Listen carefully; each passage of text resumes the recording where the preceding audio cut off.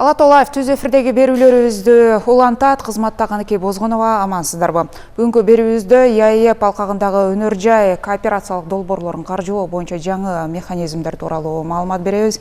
Суроолорубузга жооп берүү үчүн студиябызга экономика жана коммерция министрлигинин ЕАЭПти координациялоо башкармалыгынын интеграцияны өнүктүрүү секторунун башчысы Каниет Насердинов келди. Каниет мырза, саламатсызбы? Саламатсызбы, саламатсыз урматтуу көрүүчүлөр. Бул эми 2024 жылдан бери иштеп аткан киргизилген механизмдер деп айтсак болот. Жалпы түшүнүк берсеңиз, бул кандай механизмдер, кандай шартта иштейт? Өнөр жай дегенде кайсы багыттарга көбүрөөк басым жасалат?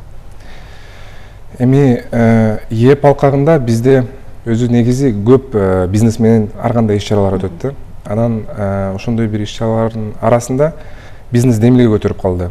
ЕАЭП алкагында өнөр жай кооперациясын өнүгүүгө бизге шарт түзүп бериңиздер деп. Бул 2021-2020 жылдар болгон окуя да. Анан 2022 жылы Кыргызстан ЕАЭП алкагында төрагалык кылат, ЕАЭП органдарында. Анан жылдын башында ар бир мамлекет башчы ЕАЭП 5 мамлекетке кайрылуу жасайт төрагалык алкагында. Ошо кайрылуусунда биздин урматтуу президент Садыр Нуркожоевич Жапаров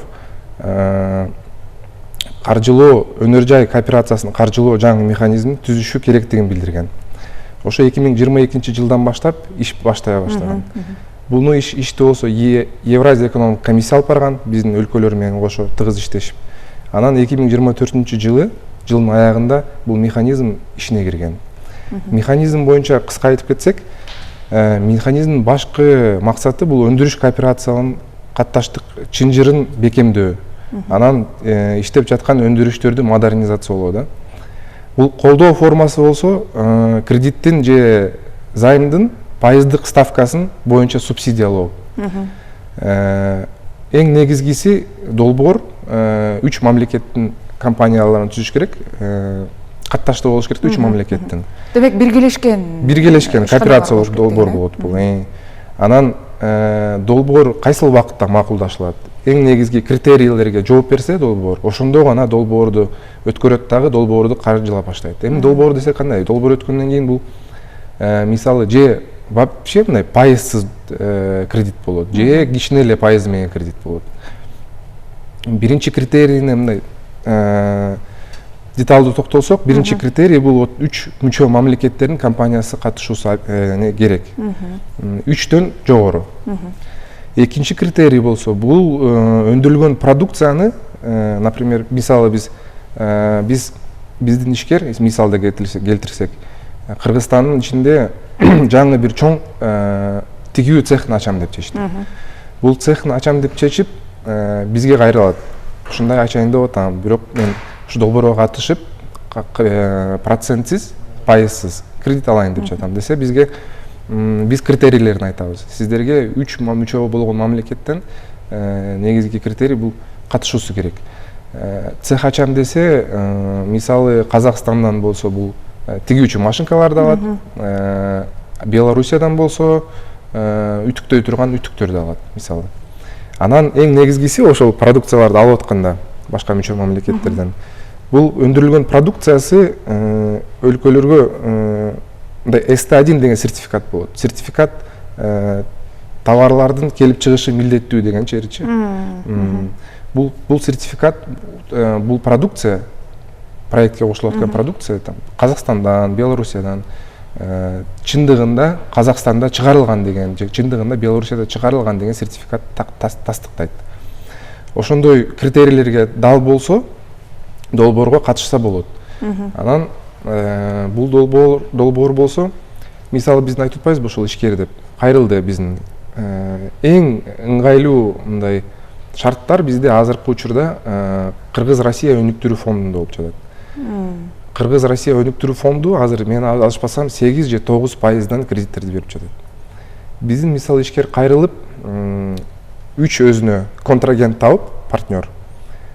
Мен партнер таптым, критерийлерге өтө атам, кредит алам деп атат. РКФР болсо 9% берет. А бизде болсо эң мол механизмдин эң негизги максаты бул ачкыч ставкасын каржылоо. ар бир мамлекеттин улуттук банктарынын ачкыч каржы ставкасын каржылоо. Мисалы бизде бир жума өтө элек 12% болду ачкыч ставкасы улуттук банктын. Ошону каржылап берет ЯЭП. Бул төмөнкү пайыз деген сөз да, кандай? Мисалы ошол 9%тен берсе, бизде мүмкүнчүлүк бар да 12%га чейин алганы. Ошондо болсо бул 9%тен баары жабат. Ошондо бизнишкер кайрылса РКФРге, ал болсо пайызсыз кредит алып калат да. Неге дегенде биз 12%ке чейин пайыздык ставканы жабып беребиз деп убада беребиз. А мисалы ошол эле ишкер башка мындай коммерческий банктарга кайрылса, алар эми ортосунда бир 18-19% менен берет өнөр жай кредиттерин. Биз ошол эле 12%ын жабып беребиз, улуттук банк коюлган ачкыч ставкасын. А калган мисалы 6,5%ын ишкер өзү төлөйт. Мындай айтканда, бул же пайызсыз болот, кайсыл жагына кайрылганына карата, же аз пайызсыз кредит болот. Бунун эң негизгиси максаты эмне? Ошо буга чейин айтып кеткендей, өндүрүштүн тармагын көтөрүү, өндүрүштү уже кетип бараткан өндүрүштү модернизациялоо. Анан эң негизги формалары бар катташтынчы долбоорго. Мисалы, өндүрүш жана технологиялык кызматташ төмөнкү түрдө болот да. Материалды жана комплектациялоочу бөлүктөрдү жеткирүү. Продукциянын чыгарылган продукциянын, ошо долбоордун чыгарылган продукциянын 5 баасынан 5%дык өлчөмүнөн кем болбош керек. Эми бул кандай деген мисалы? Биз бир продукция чыгарып атабыз долбоор боюнча. Анын баасы болсо мисалы кандай десек, бир 100 000 сом же 50 000 сом деп коелу, 50 000 сом өлчөмдө. Ошол эле Россиядан, ошол эле Белоруссиядан, Казакстандан биз долбоорлорду мындай до конца өтүш үчүн биз мындай аларды чакырып атпайбызбы, келгиле биз менен ошо долбоор түзөлү деп 3 мамлекетти кошуп. Алар бизге материалды же комплектациялоо бөлүктөрдү алып келиш керек. Ошолор 5%дан кем болбош керек да биздин чыгарылган продукциянын баасынан.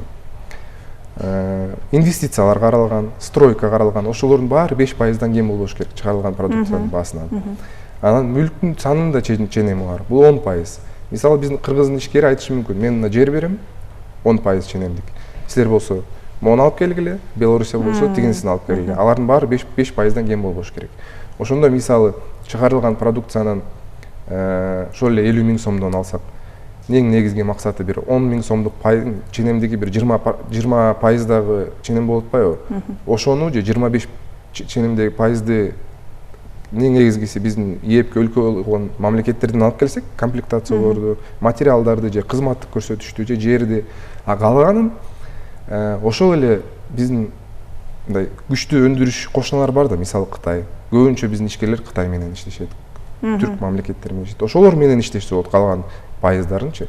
Бул мындай бир ограничение эмес да биздин бизнескечи. Эң негизги ошо 5%дан кем болбош керек. 2 мамлекет, 3 мамлекеттин кошумчасы. Биздин мисалы биздин деле каттышыбыз бул материалды алып келүү же курулуш кылып берүү болушу мүмкүн.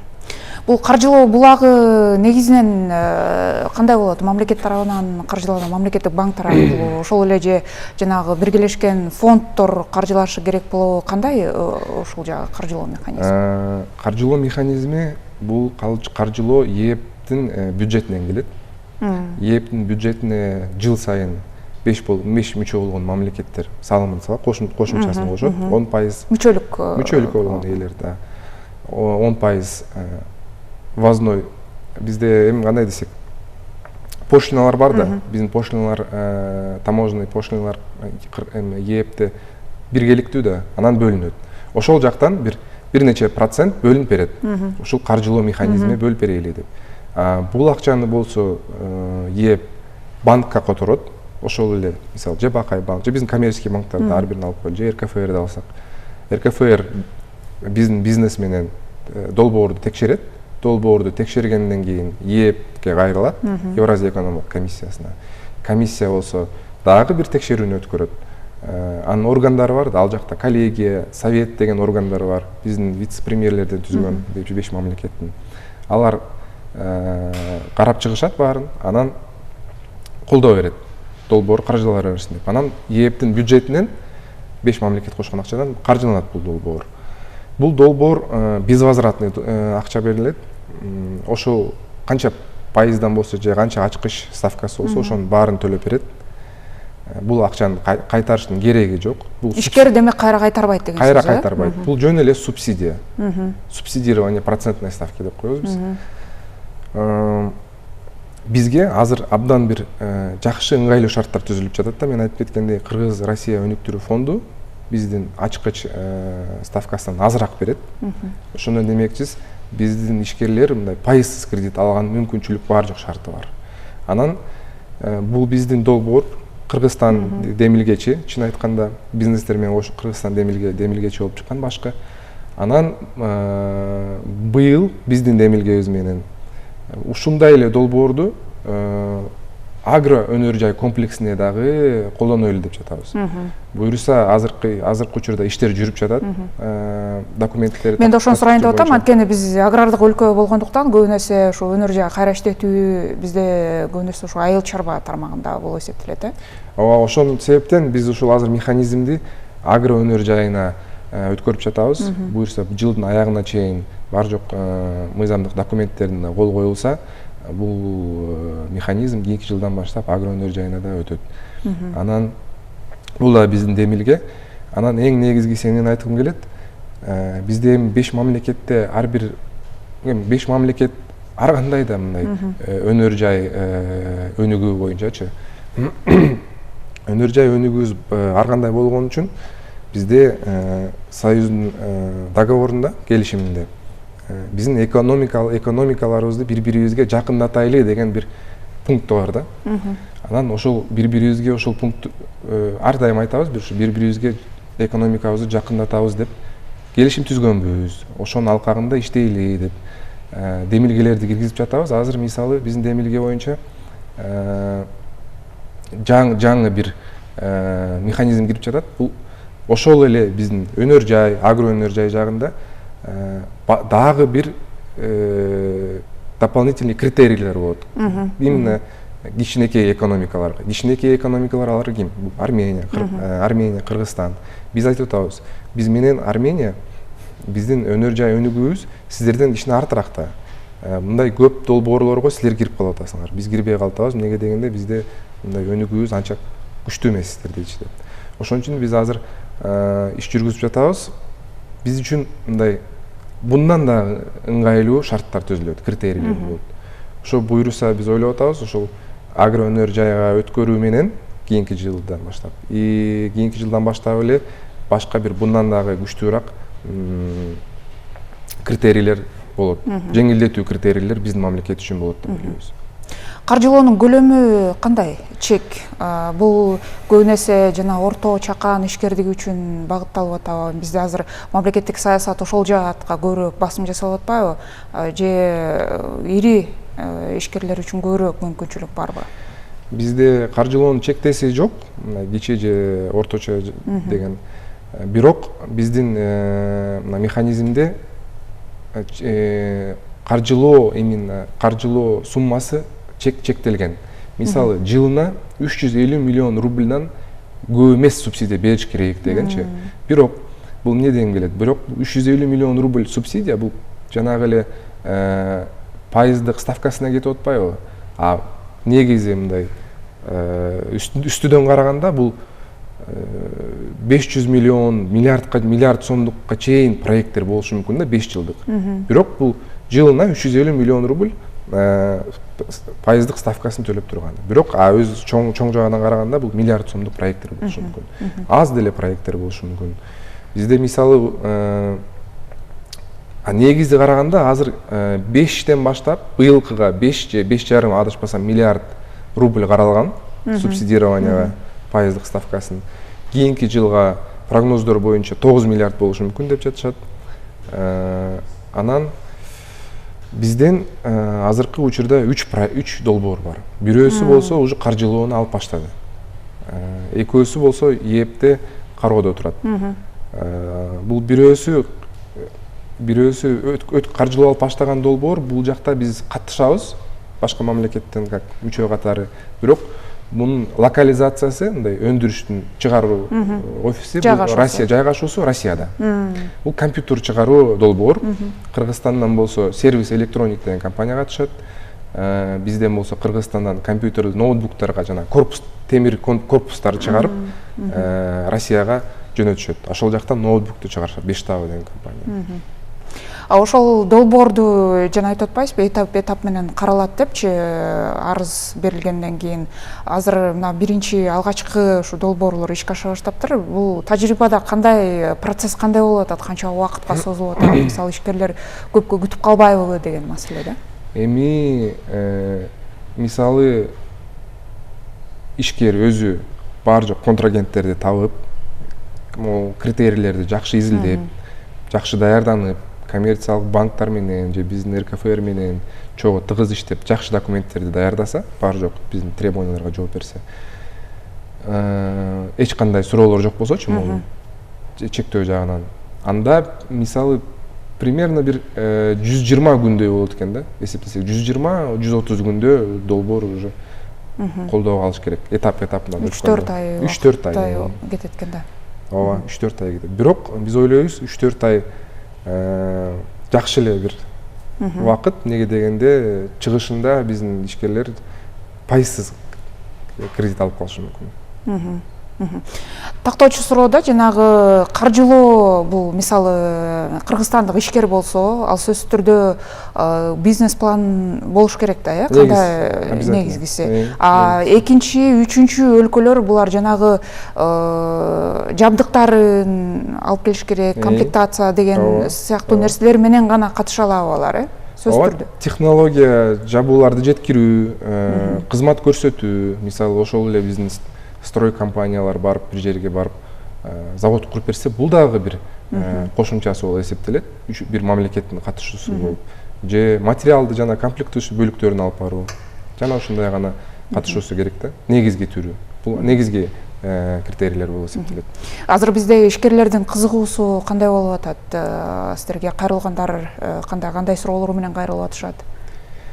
Бизден эми биздин ишкерлердин кызыгуусу азыркы учурда абдан көп деп айта албайм. Биздин ишкерлер балким көп билбегендиги үчүнбү, же көп маалымат жетпегендиги үчүнбү, анан ойлойбуз го көп маалымат жетпегендиги үчүн көп кызыгуусу жок депчи.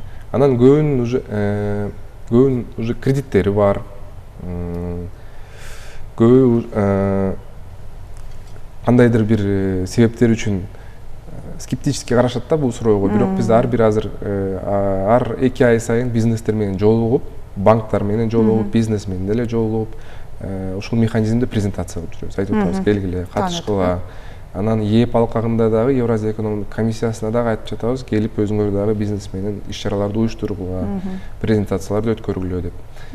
Иш-чаралар жүрүп жатат. Башка насыялар болбош керек деген талап барбы азыр сиз айткан сөзүңүзгө караганда? Насыялар бар деп атпайсызбы? Азыркы учурда ооба башка насыялар болбош керек. Бирок башка насыя болуп бизге ишкер кайрылып, мен ошол эле насыя алган өзүм өндүрүш эмемни модернизациялоого дагы бир линейка кошом деп келсе, ошого биз бере алабыз кредитти. Мисалы ошол чакан ишкердигин чоңойтом деген десе, ага дагы бере алабыз, аракет болсо бере алабыз. Бизге бул 26 өндүрүш тармак кирет. Бул мындай айтып кетсем, мебельный өнөр жай, строительный материалдар да кирет, темир чыгарган заводдор. Бул 26 өнөр жайдын списогу Евразия экономикалык комиссиянын сайтында бар, таанышса болот. Ошол өндүрүш ишкер киргенден кийин, ошол долбоор ишке ашып баштагандан кийин, ал чыгарган продукцияларды дагы экспорттоого, мисалы эгерде экспортко чыгара турган болсо, мындай жеңилдиктер каралганбы, же ЕАЭП алкагында кандай мындай шарт, талаптар барбы? Ошол эми баягы пайызсыз насыя берилип аткандан кийин.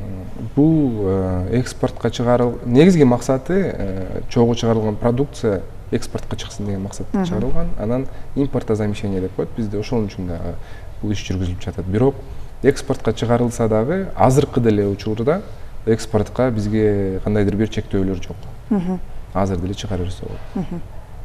Негизинен биздин ишкерлер ушундай долбоорлорго катышуу үчүн эмнелерди эске алышы керек? Эгерде жана модернизация же болбосо өзүнүн ишкерлигин чоңойтом дегендер, эми булар баягы практикада тажрыйбасы топтолуп калган болушу мүмкүн. Эгерде жаңы иш баштайм, жаңы ишкердикке баштайм деп аткандар болсо. Эми мындай да, бизде өзүңүз билгендей ошол эле тигүү тармагында бизде чоң компаниялар эмес, көп жеке чакан бир цехтер бар. Майда чакан цехтер бар.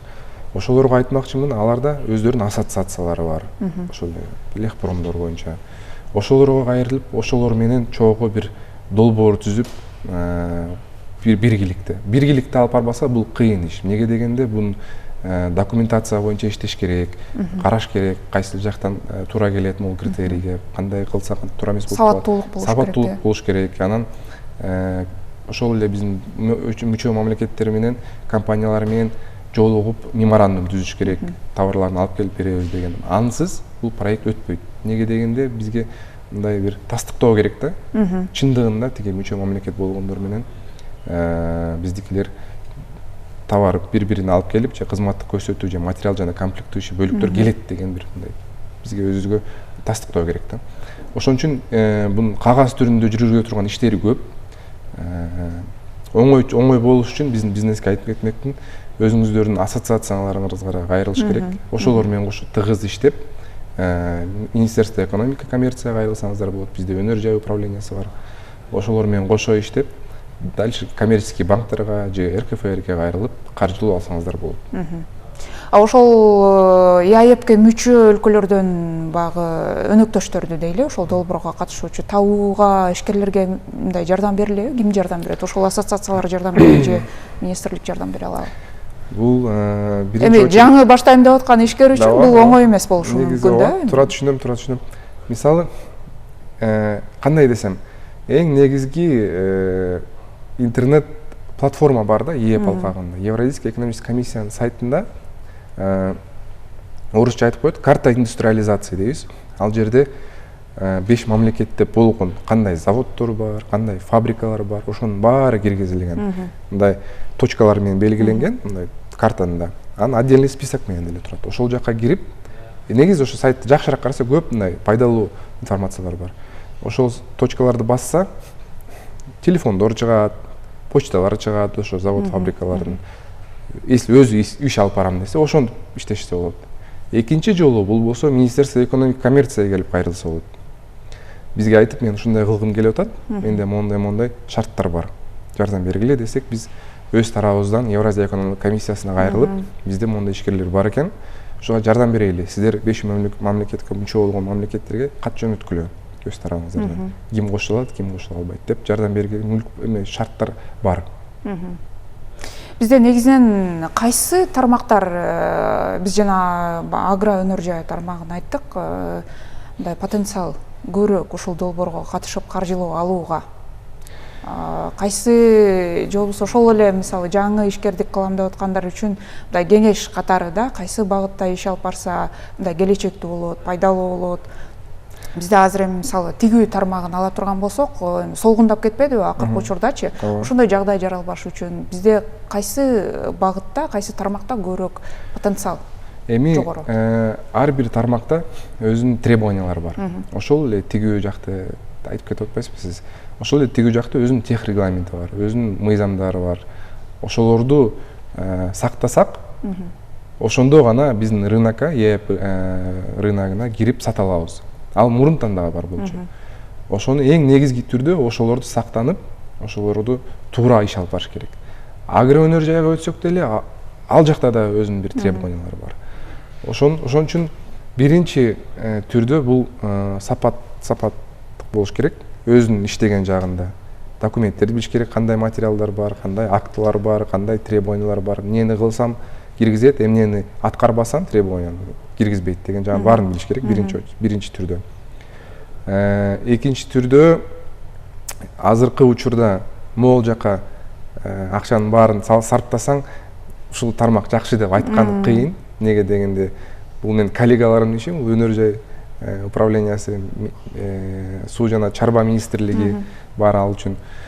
мен не деп айтам, мен өз тарабыман ошол сапат жагын карап көрүш керек. Анан ошол эле биздин мүчө болгон мамлекеттерде эмне дефицит, эмне керектигин карап эле ошол жакта иш алып барса болот го дейм. Экспортко чыгуу кандай, кайсы? Бизде мисалы ошол эле балык өстүрүү тармагы өнүгүп жатат, азыр билебиз. Бирок ал жакта деле өзүнүн бир көп требованиялары бар. Кээ бир учурда биздин ишкерлердин балыктарын Россия тарап киргизбей койгон жактар бар. Таттыктуу, сапаттуу эмес депчи, туура келбейт биздин требованияларга деп.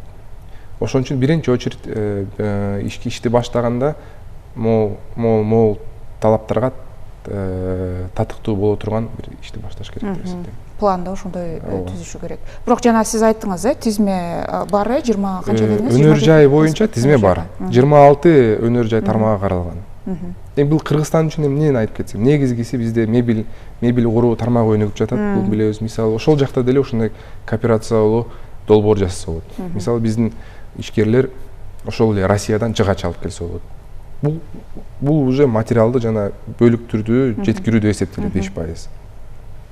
Андан кандай десек, эми Россиядан андан деле келип жатпайбы так элечи. Ансыз деле ошол эмерек жасагандар алып келет деген сөз да, Россиядан. Ошол эле проектти түзсө болот. Мисалы Россиядан ошол эле древесина, Белоруссиядан лакокрасочный материалдар, же Казакстандан лакокрасочный материалдар, же ошол эле жана ручкалар, мебелдин материалдарын түзүп эле чоң бир фабрика ачып эле, чоң эмес, даже кичинекей фабрикасы деле ачылат. Бизде чектөө жок, чоң же кичине деген. Кичинекей фабрика ачып деле ошол жактан алып келип туруп ишти баштаса болот, пайызсыз кредит алып. Бүгүнкү эфирдин негизги биздин максатыбыз эмнеге? Бизде ушул азыр бир информационный маалыматтык бир компания жүрүп жатат да. Болгон жерде ушунун баарын көрсөтүп жатабыз. Биз да ишенебиз, ишкерлер үчүн багы керектүү маалымат болду деген ойдобуз. Бизге бөлүнгөн убакыт соңуна келип калды. Каниет мырза, сизге ыраазычылык билдирем. Убакыт бөлүп студиябызга келгендигиңиз үчүн. Ишиңизге ийгилик каалайбыз. Чоң рахмат. Эске сала кетейин, бүгүн бизде конокто экономика жана коммерция министрлигинин ИАЭПти координациялоо башкармалыгынын интеграцияны өнүктүрүү секторунун башчысы Каниет Насирдинов болду. Алаталаевдин бул чыгарылышында ИАЭП алкагында өнөр жай кооперациялык долбоорлорун каржылоо боюнча маалымат бердик. Саламатта туруңуздар.